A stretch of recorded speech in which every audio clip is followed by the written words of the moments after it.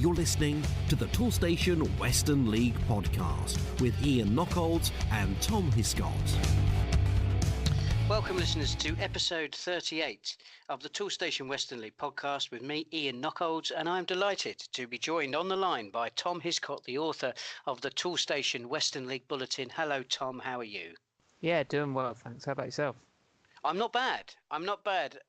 We've got a Champions edition of the Western League podcast this week. We are speaking to the managers of both of our title-winning clubs. In the Premier Division, I am delighted to welcome onto the podcast for the first time Russell G, the manager of Willand Rovers. And in the First Division, we hear from John Allen, manager of newly promoted Keynsham Town.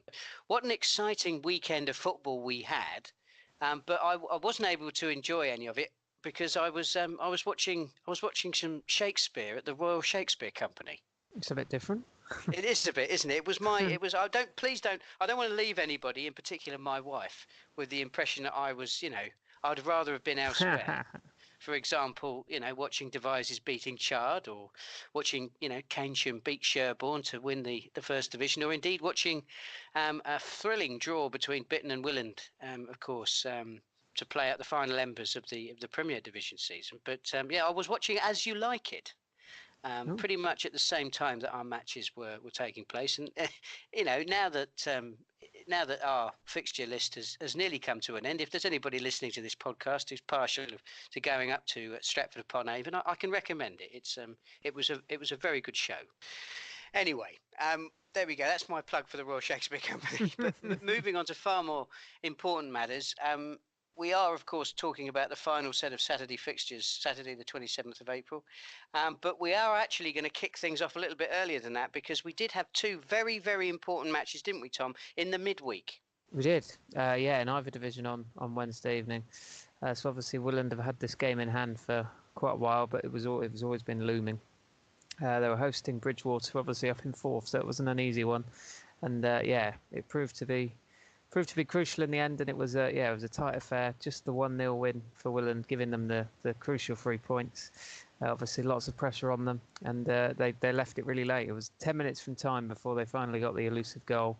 Adam Hill heading home to give the Devon side the victory, and as I say, a very more than crucial 3 points, really, wasn't it? And the defence again coming to the fore, 15 clean sheets for the season in the league, and proved to be a good night for Willand.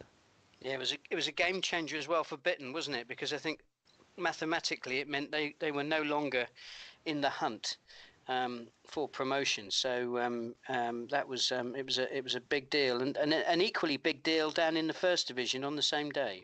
Yeah, Chippenham Park obviously going into that their game, so they had a game in hand as well. So relegation battle at the bottom of the first, and their game in hand was at home to Calne. And they managed to claim a 2-0 win to move out of the relegation zone on Wednesday evening. Goals from Rhys Talmash, either side of the break for them, giving them a 2-0 victory to move them ahead of Oldham going into Saturday's games. Now, before we get on to Saturday, we had a cup final, didn't we, to talk about? We did. Cribs, they were our only representative in a county final this year, and they did the business in the Gloucestershire Challenge Trophy. Took on Bishop's Cleeve, and they were 2-1 down when they managed to level things through Sol Wanjal Smith 20 minutes from time to make it 2-2. The game then went to penalties, and then following 20 spot kicks, so 10 apiece, it was Cribs who came out on top, 8-7 victors on penalties, and it was the goalkeeper, I do have his name, Archie Watts. He was the hero, saved a couple of penalties and also scored one himself. Wow. So big night for Archie and a big night for Cribs, and they get a bit of silverware, which is great to see. They've had a good season. That's excellent stuff. Well, then that brings us on to D-Day, doesn't it, really? Saturday the 27th of April, and some massive ties to be played here. And we kick off with the game to be at. It was Bitton against Willand Rovers. Yeah, and it was, well, as we all knew, this was going to be the game to be at, as you mentioned. And Willand doing enough. A 1-1 draw away at Bitton, who, as you say, were ruled out of the title race during the week, owing to Willand's victory. But that didn't stop them making an extremely quick start in this one. Ben Bammont obviously had a fantastic season. Fired them ahead after just 30 seconds, so really putting the cat amongst the pigeons. And Willand then really well struggled a little bit. They struggled to get back into the game and lost Rob Norris to a red card early in the second half. So it was looking likely they were facing a defeat. But Willand managed to come from behind, get the draw. Luke Alden lobbing home, and they gained a 1-1 draw, a bit unable to find a winner. And it proved to be enough for Willand, and obviously they are our champions. They are our Premier Division champions for 2018-19, and I'm delighted to bring you my first interview with Willand manager Russell G. Of course, earlier this season we spoke to Willand's chairman, Mike Mitchell, on a number of occasions as the Devon side ploughed their way through to a historic quarter-final in this season's FA Vase. A lesser team might have buckled under the disappointment of that defeat, but Willand relentless progress continued all the way to the final day of this season. So on the occasion of their coronation, I took this opportunity to speak to Russell G, and I started by congratulating him on his side's Toolstation Western League title victory. Yeah, I'm absolutely delighted. It's been a long old stint, but like I say, finally after 38 games, we've clinched the title, and like I say, for everyone associated at the football club, we're absolutely delighted. You hit the top of the table just before Christmas. Did you think at that time that you'd have enough to stay there until the end of the season? I knew it'd be tough with what teams were behind us, but like you say, I've got a confident group. I'm a confident manager in what we produce down our way. But like I say, we knew it was going to be a tough assignment. With like I say, you had half the season left when we eventually did go to the top of the league. Now, you had that incredible run in the FA Vase. You got through to the quarter-final, which I know was history-making in itself for your club. Were you ever worried about fighting a war on two fronts? Not really. I always drill it into my players, to be honest. We take one game at a time, even if it's a league game or it's a Vase game. But like you say, you do have concerns in the back of your mind that once you do back the Vase, if it does happen, then like you say, it might halter your league campaign. But fortunately enough, when we did eventually do go out the Vase against Cray Valley, we were lucky enough to have another game on the Wednesday. So it's a quick turnaround. There's nothing to dwell on. Like you said, we had a league game straight away, so probably that did help in truth. I mean, there's no shame in going out to Cray Valley ultimately, is there? I mean, obviously they've made it through to the final. So does that make your efforts in that competition a little bit easier to look back on? At the time it hurt because like you were so close, like you say, but yet so far. When we got to the quarterfinals, the last eight of the competition, we're at home. But like I say, on the day, we knew they were a very good side. We had them watched two times. Probably, and on the end of the day, the class probably toed up front, the top end of the pitch. In the end, they got to Wembley, so fair play to them. We hope they go and win it anyway. But yeah, it was tough to take at the time, but like you say, it's something to be proud of. We had, for two ties, we had touching 1,000 people in the ground, so like it's something now you look back on and remember, and you knew pride really on what you've done. Let's look at Saturday, because Saturday was a fascinating day. I mean, the only way you could have had a harder game on that as your sort of closing game for the season is if you'd have been away at Plymouth Parkway themselves. When we're looking through the fixtures, say after Christmas, we knew what was coming, but if you could handpick any game where you probably didn't want to go to, it'd probably been Bitten, because obviously they're flying. The formation they play is difficult to play against. In transition, they're probably one of the best. They probably are one of the best teams in the league. So we knew what was coming, but they're a top side, and I expect next year again, if they keep all their bodies, they will go. If they don't win it, they'll go very, very close again. I mean, you had a positive result in midweek, your game in hand, and effectively that meant that on goal difference at least anyway, Bitten's task to go up automatically was taken out of their hands. I mean, do you think that made your task any easier on Saturday when you came up against them? No, definitely not. We set out to win, they set out to win. To be honest, if we set out to draw or try and stay in the game, to be honest, we're not no great. We're a good side on the front foot, so our mindset was never to go in there to sit back and defend a point when we got there. It was ultimately to try and go and win the game, and it cancelled out all other equations then. But like I say, they're a decent side, and on the afternoon it was a tough game, especially after going 1-0 down after 10 seconds. Yeah, did you fear the worst then? I did when it kept coming, to be honest. I turned to my assistant and said, if we get in here 1-0 down, I'll take that, because we needed to regroup. something was missing. And to be fair, they're very, very dangerous. Like you say, in transition, turnover of ball, that they're a quality side. So we were up against it. We weren't at it first half, and like I say, they deserved their 1-0 lead for sure. Now, for as long as I've been doing the podcast, you've been a highly competitive side in the Premier Division.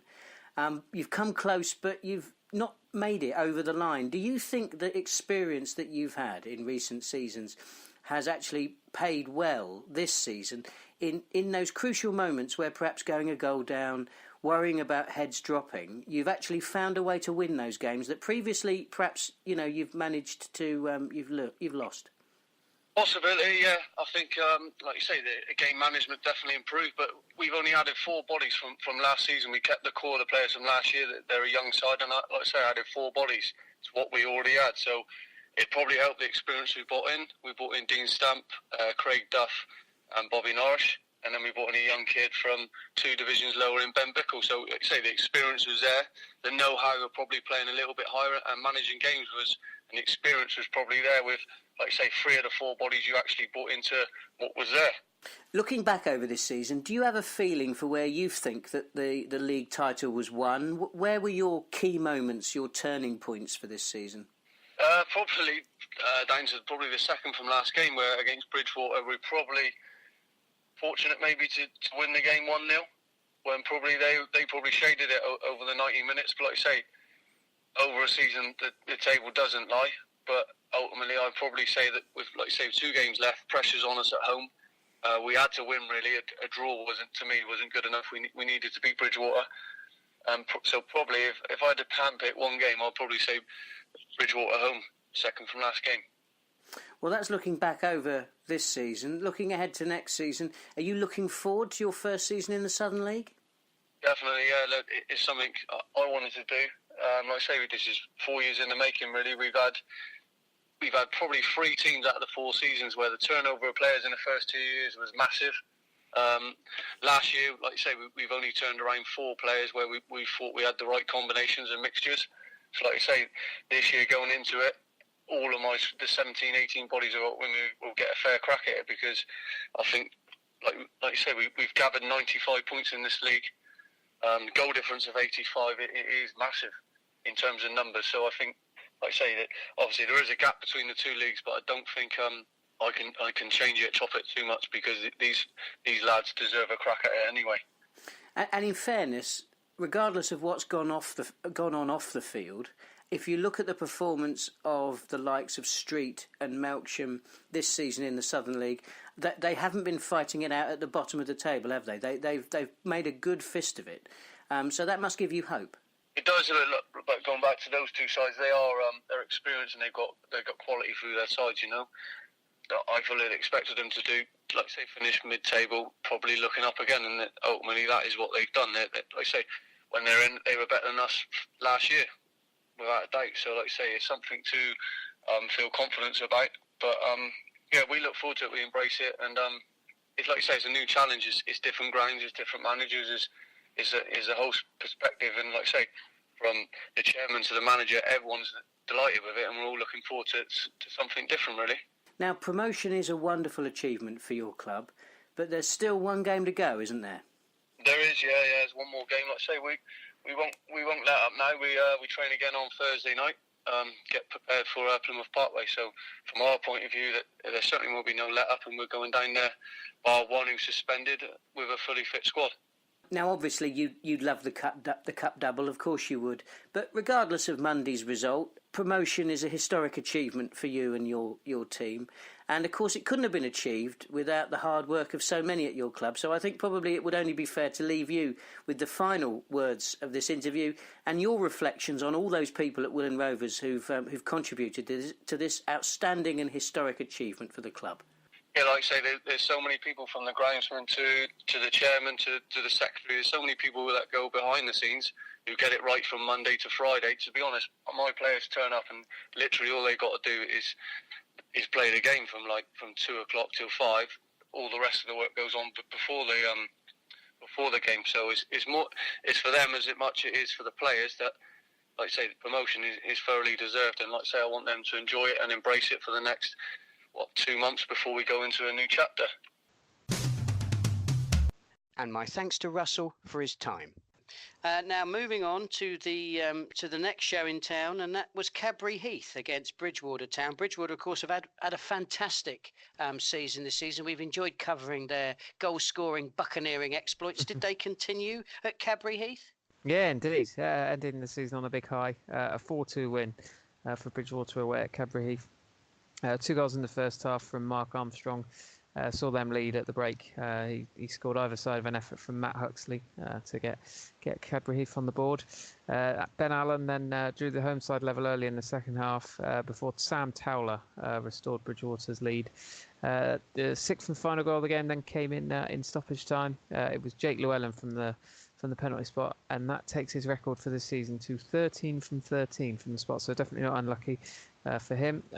A fantastic effort from Jake to obviously be pretty much whenever Bridgewater awarded a penalty, pretty much knew they were going to score it. So yeah, as you say, fantastic season for Bridgewater, who finished fourth and finished with more goals. 4-2 victory away at Cadbury Heath.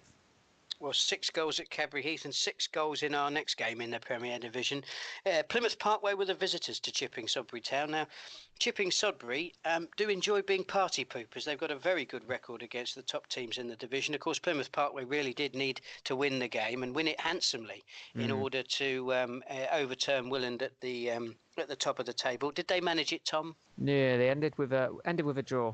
So early in the afternoon, well, obviously they did actually fall behind in this one. So should I say so?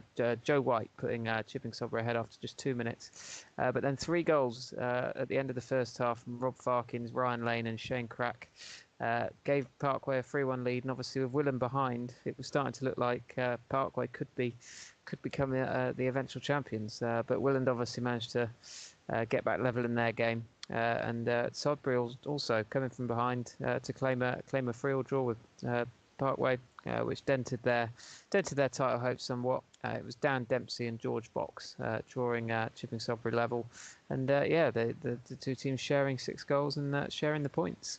Another job, another saving. Brought to you by Toolstation. Is this all the receipts? Yes, boss. For everything we got from Toolstation? Yeah, why? I just thought we'd spend a lot more than this. Oh, no. We got all the best brands too. Makita, Santex, Karcher, Nest. Top job, top saving. With over 15,000 trade quality products at prices that are hard to beat, we're here to save you on every job. At toolstation.com and all 340 branches. Going into the First Division, Tom, we kick off with a side that was fighting for its First Division life. It was Oldland Abertonians. They had no mean feat. They had to go to Keynsham Town. How did they get on? They managed to claim a win. Obviously, Keynsham, having been beaten by Chippenham Park early in the week as well, probably would have wanted to end the season on a high, but they were unable to do so. And it was Oldland, obviously scrapping for their lives, that claimed the 1-0 win. Jack Cox scoring 20 minutes from time to give them a victory by 1-0, and with results elsewhere it proved to be enough, and Oldland stayed up on the last day. Certainly the party match to be in at in the First Division was Keynsham Town, already secured the league title and of course the promotion that goes with it. They were at home to Sherborne Town, but I think it would be fair to say that the Keynsham players weren't on the beach. No, indeed. A 30th league win in the season. I think they were going nip and tuck with Cheddar for quite a lot of the second half of the season. But really, I think Keynsham have proved to be the top dog this season. Obviously, running away with it a little bit in the end. As I say, 30 league wins and also scoring the most goals and also conceding the fewest. So definitely deserved title winners, ending the season with a 2-0 win at home to Sherborne. Goals either side of half-time from Mitchell Purnell and Craig Wilson. Well, it wasn't that long ago since we last spoke to Keynsham manager John Allen. That's when his side and Cheddar were locked into that fascinating battle at the top of the First Division. Ultimately, Keynsham proved winners, and winners by some distance in the end. So I took this opportunity to go back to John just to get his reflections really on what's been a very memorable season for Keynsham. And I started our conversation by congratulating him on that title win. Yeah, absolutely over the moon. It's been an amazing season for us. For me personally, it's been amazing. 2 years I came to the club last season, and when I walked in the door, the whole point of me coming there was to try and get the club back up to the Premier League, which we nearly did last year, agonisingly close.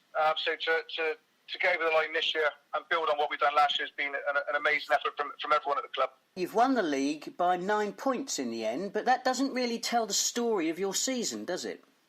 No. I mean, it's a fantastic end. I mean, we wouldn't have envisaged that probably, the amount of points we did win it by, 5-6 games ago. We had an awful start to the season, really. It was by our standards. We were playing well, but we just couldn't score. We couldn't put a ball in the back of the net. We dropped. I think we've lost 5 games all year, and I think 3 of them were in the first 6 weeks. So that kind of tells its own tale. The fact that we got off to a bit of a start. I think there was a slight hangover from just missing out the year before. That 6 to 7 game period also gave us an opportunity to have a look at the squad, and we made some some changes during that period as well, which obviously worked out well for us.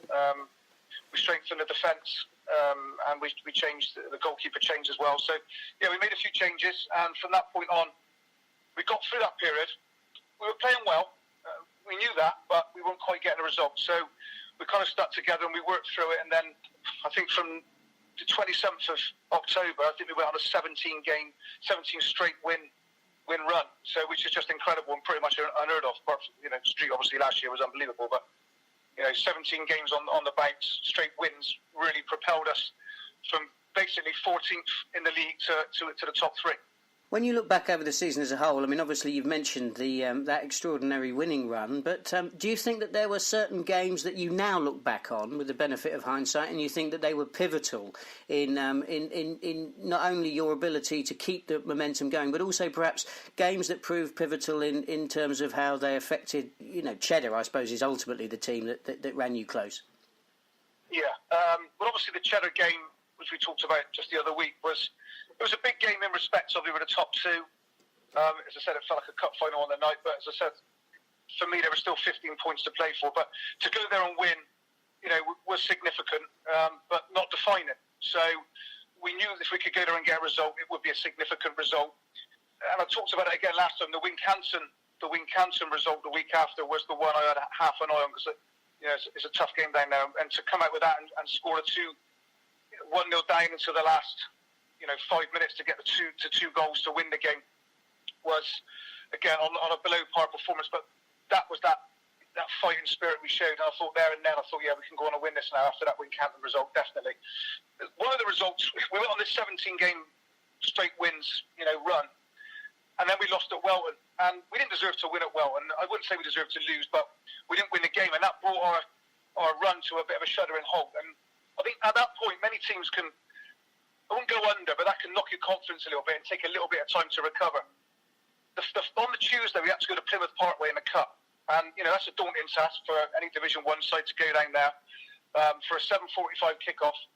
I got down there with a full squad, just off the back of losing to Welton. Everyone made it. I had 16 there.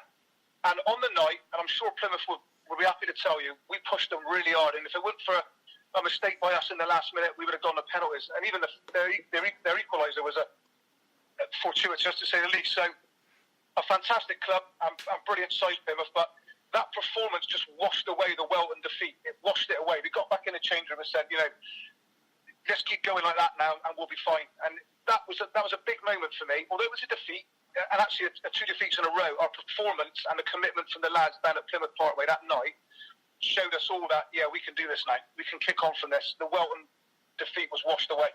So it was really important that that performance levels, we got back to where we were, and probably if not more on the night, and we were unlucky not to beat them. So that, for me, was a real pivotal point for us to kick on and then go on this run, which has basically seen us win the league.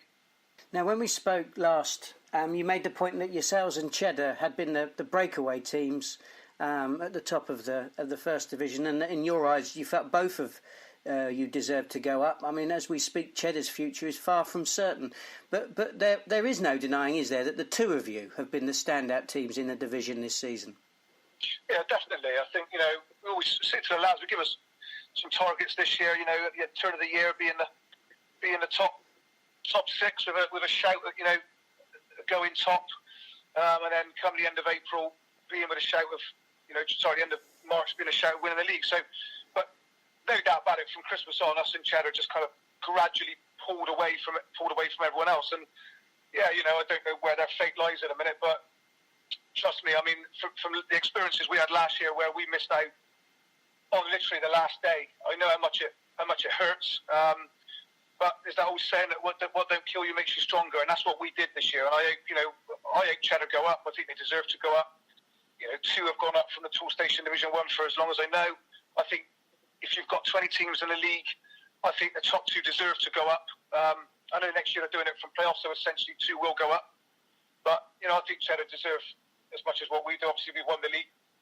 We knew what was at stake. We knew that winning it would guarantee it, and runners-up may not. So, you know, I hope Cheddar do, because it could have been us in that position 5-6 games ago. So, you know, let's hope that they're able to get in the back door somehow. Now, let's cast your mind back to when you took over at Keynsham Town. I mean, the club, obviously, we know they've been very competitive in recent years. They've come close, but they've never quite managed to get over the finishing line, certainly not like you've managed this season. So, coming in, you knew that there was a background of quality, but how difficult was your job made by those near misses? When I came in, I inherited a team. The first thing I did when I joined, Chris King, Sean Day and Russ Nell, my assistant, did a brilliant job over the 2 years previous, you know, building the club, bringing it forward. And I think in their last season, they had 81 points and finished 3rd or 4th, I think. Might be 4th, actually. So I inherited a team that was able to push for promotion. So I sat down with Russ and we made it really clear we wanted to keep every single player. And I believe apart from 2, everyone stayed. And then I brought in some players that I had with me at Wells, where we had got promoted out of that league. So we kind of knew what it took. You know, I'd had that experience, and we just added that bit of experience to already a really talented group of lads. Players with experience of getting out of the league. And I think ultimately that helped last year, although, you know, we lost out to 2 fantastic sides in Westby and Raymond Glass. And obviously we've added again a little bit more this year to what we had, and that has enabled us just to keep building and not, you know, we didn't get too down about it. Obviously last year the change room was awful after Chippenham Park. It was an awful place to be. But we recruited well, and this year we've been able to kick on again. But it's been over 4 years, maybe a little even before that, but certainly the last 4 seasons, the club has gradually started to, you know, come from the lower end of the league up to the top end of the league, and it's been a gradual process. So, you know, there's a lot of teams in the league now that I think are probably going through the same process and who will challenge next year to do what we've done. Now, you had Sherborne at the weekend. You'd already won the league, but to your credit and that of your players, you still managed to get the result. Yeah, we were quite motivated before the game. You know, we're all very aware once the job's done, you know, you can kind of, I don't know, be on the beach as the saying goes, but we weren't. I wanted to get 93 points. I really wanted to get 93 points, and we made that really clear to the players before the game. We made a few changes, so we gave some opportunity to some lads that have been on the bench and certainly in the title run and have been fantastic. Their attitude and their support at the starting 11 week in, week out has been superb. So they deserve to get an opportunity to go and play, and they didn't let us down. They were brilliant. In fact, Mitch Purnell scored the opening goal, and he's been on the bench for the last 5 or 6 games. So that just goes to show, to win a league, you need lots of different facets, but mainly you need a fantastic changing room with great players that, you know, have got a brilliant attitude towards the team, and they all put the team first. So the lads that came in against Sherborne, Sean, we won the game. We were really pleased we did. We didn't want to go out on a whimper. We wanted to show why we were champions. We wanted to show why we were worthy of being champions, and not to end on a loss. So we're really proud that we hit 93 points. It's a club record. I think the club's been in the Western League since 1972. It's a club record, as was last year, actually. We set a new one last year and on 89 points. So, again, it was something we're all really proud of. It's been an incredible 2 years for me. And I've had amazing support. My assistant, Russell, you know, who's at the club previous years before, has been fantastic. He was quite, you know, brilliant in the fact that we managed to keep all the lads there. He helps in that process. And then, you know, as I said, we've added all along. And the support I get from behind the scenes, and also the supporters. Another real thing for us we're really proud of is, you know, I think we're the third best supported side in the Western League. So I think we're going to be a credit to the Prem, and I think we're going to bring a lot of supporters to games, and we're looking to build that as well. I mean, we played backward. There was 338 in there. It was an incredible day. Well, I'm glad you mentioned the supporters, because your attendance on Saturday against Sherborne was the second highest, well, would have been the second highest in the Premier League.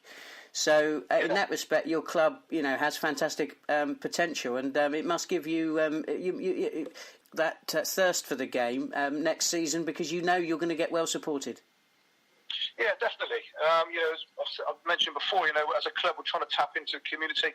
Keysham's a big town. It's getting bigger all the time. And, we've got a huge youth section, and we're trying to tap more and more into that and encourage people to come through the gate, encourage the youth section, the young lads and the girls and their parents, and make it such a more family-orientated club.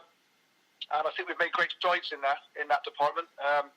Also marketing the club within the town, and as the gates will prove, it's gradually gone up year in, year out, and I think we've ended up on an average of just under 160, over the season, and included in that was some huge gates. As I said, all right, the day we won the league, a lot of the town came out, because I think the way it was marketed, and obviously it was a big day for the town, and everyone else connected, and to get just shy of 400 people in there was, and obviously not on a ground up, was amazing for us. And as I said to the lads after, hopefully, if we can get half of that coming back every single week next year, that'd be fantastic.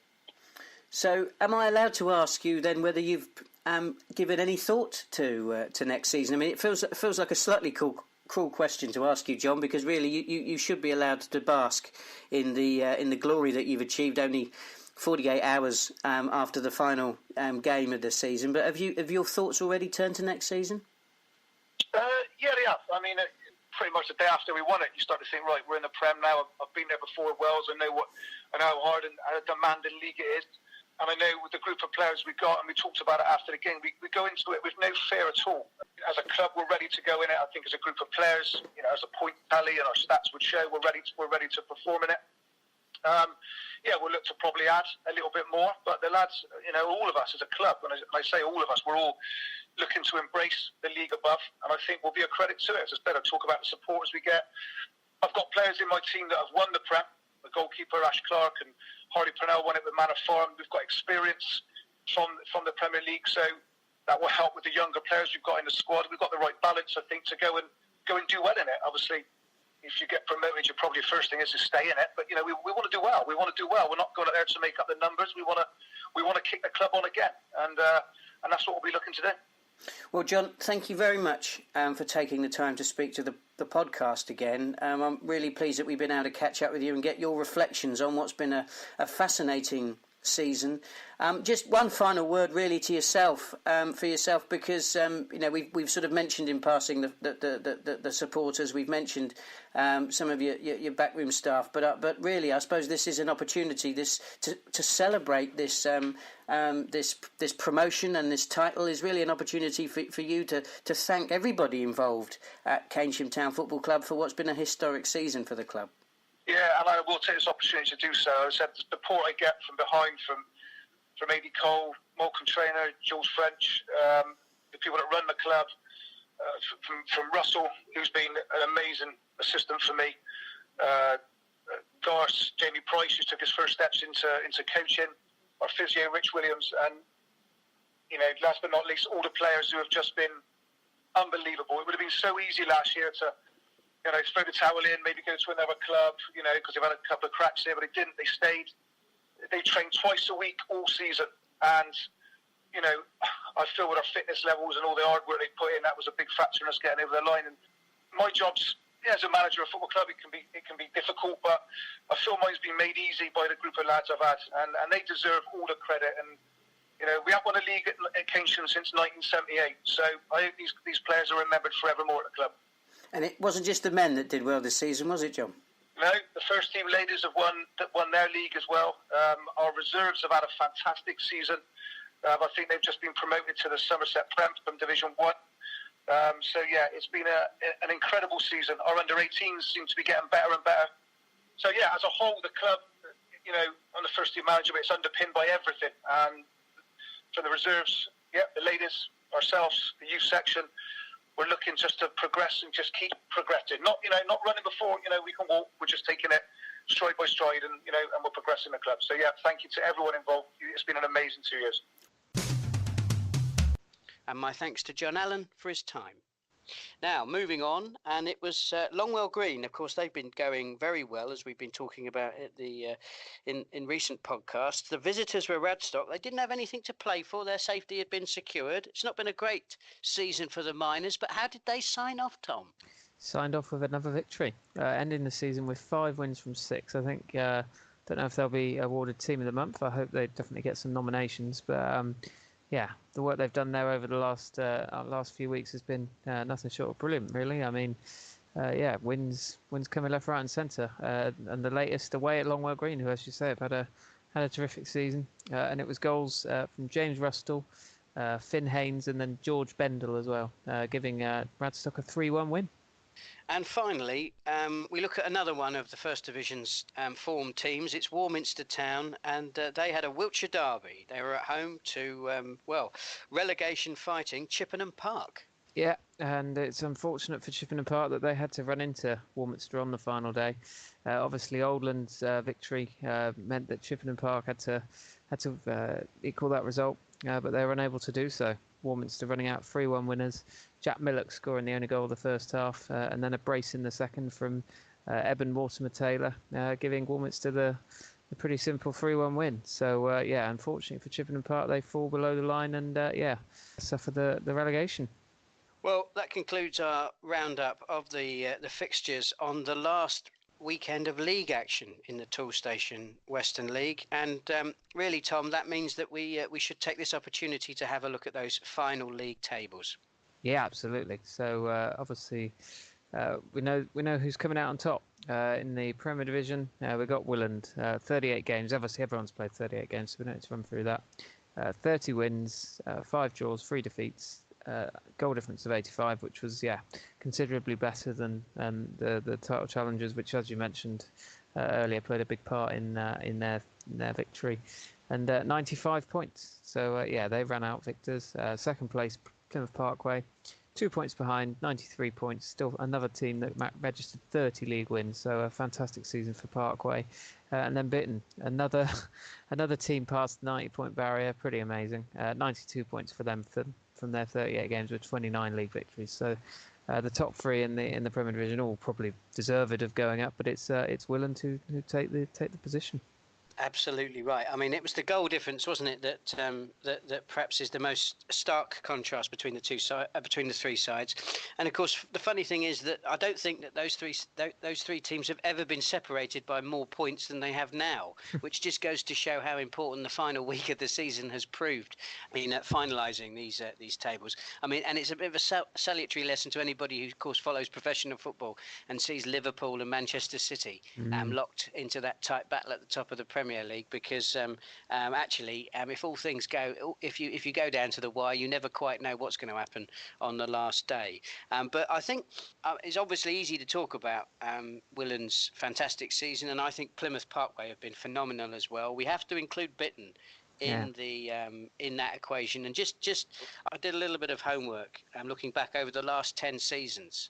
Now, Bitton's 92 points would have been enough to see them win in the 15-16 season, 14-15 season, 12-13 season, 11-12 season, 10-11 season, and the 9-10 season. And actually, if we go back to the 08-09 season, which was the season where they won the Western League, they won it on 84 points, having played 2 games more. Wow. So that is a measure of just how well Bitton have done in 3rd place this season, and that's why I think we have to celebrate this as a fantastic 3-horse race. There have been teams in recent history who have run away with the Premier Division and won it with 100 points plus, but I think we've been treated to an absolute feast of competition and football, and I think all 3 sides, Willand Rovers, Plymouth Parkway and Bitton, deserve the accolades up at the top of the Premier Division.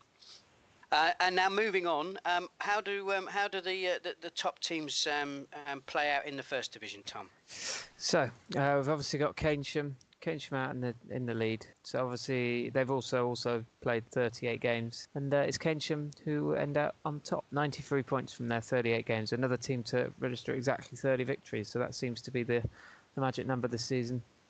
Held off the challenge of Cheddar, who finished second with 84 points. So they were 9 behind Keynsham in the end.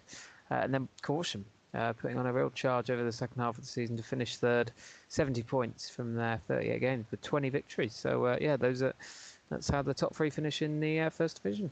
Following on from our conversation last week on the podcast, we know that Keynsham Town are home and host, not only as the champions of the First Division, but also promoted into the Premier Division. Really, there's a great sort of question mark hanging over what the fate of Cheddar. As I understand it, in terms of the points per game issue that governs whether or not the team that finishes second in the First Division will be promoted or is eligible for promotion. Cheddar unfortunately find themselves some way down in that list. I think that there have been sort of various rumours circulating as whether it was going to be 9 or 10 or potentially even 11 teams that would be eligible for promotion in that list. Well, Cheddar finishing on 2.211 points per game are down in 15th in that table. So it's going to take something to see them go up, but I think we have to reflect on the fact that we live in the brave new world of the Football Association's reorganisation strategy. So anything is possible, ladies and gentlemen, including, as we found out last season, Almondsbury and Malmesbury being moved out of the Western League into the Hellenic League. So it could be changes elsewhere that do Cheddar a favour, but we can't take away the fact that they were our First Division runners-up and are still in the mix when the Football Association's Leagues Committee meets in the second week of May to discuss what next season's pyramid and league organisation will look like. And of course, we will do our best to bring you all the news from that when it is known to us. Now, on another little bit of housekeeping news, it came to my attention recently that that there are going to be a number of rule changes that we will be exposed to next season. These have been set out by IFAB, the referees organisation. Well, I won't go through all of them now. I'm sure we will discuss some of them at in next season's podcast, because there's quite a lot to remember. We will be putting out a link to them.